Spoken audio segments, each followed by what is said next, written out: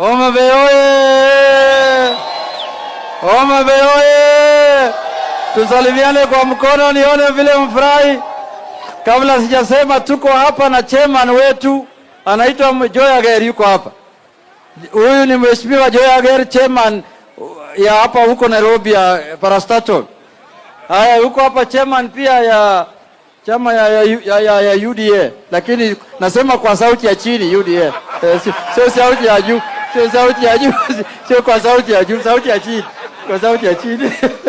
Anyway, sasa nataka kuchukua nafasi hii kushukuru His Excellency the President na Baba Raila Amolo Odinga kwa kuja hapa ili tusherekee pamoja na kikombe ya Mama Gladys Wanga Gena wa Cup. Si namna hiyo?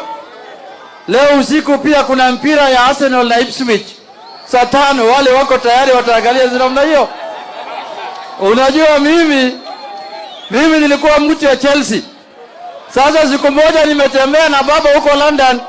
Tulikuwa tunaenda kwa mpira ya Arsenal na Crystal Palace. Ndani ya gari akaniambia toka Chelsea ingia Arsenal. Nikamwambia ndio baba. Nimetoka mara moja. Mimi niko Arsenal. Sasa ni miaka 5. Sasa leo usiku na ngoja ya Arsenal. Si namna hiyo?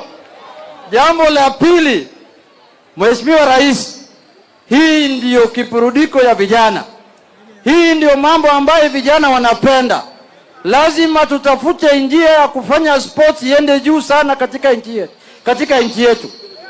Vijana siku hizi wanapelekwa kwa njia tofauti na mambo ya social media imeenda juu.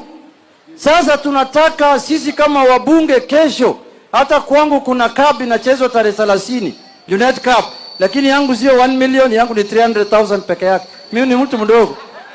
Hii ndiyo njia ambayo tunataka kusaidia vijana wetu waende mbele. Hapa kuna wachezaji hodari wanatoka hapa ambao wanaenda paka huko Uropa kucheza. Si namna hiyo? Hii mambo ya kupoteza vijana yetu ambao wamewekwa kwa social media, wangae wanaweka wengine kwa sanduku ya kukufa. Hiyo sasa tuwache kabisa. Tuende kwa mambo ya mpira sasa. Si namna hiyo? Si namna hiyo? Homa Bay oye! Unajua baba anapenda mpira sana. Si namna hiyo? Yeye pia alikuwa mchezaji huko bunge. Na president pia ni mkimbiaji. Yeye ni mtu athletics nafikiri. Unajua huko kwao watu wanakimbia sana. Sio wale wanakimbia usiku, wale wanakimbia mchana peke yake. Oye! Sasa nataka kualika majority leader wetu wa bunge, Mheshimiwa Kimani Ichung'wah aje wasalimie. Kimani, karibu.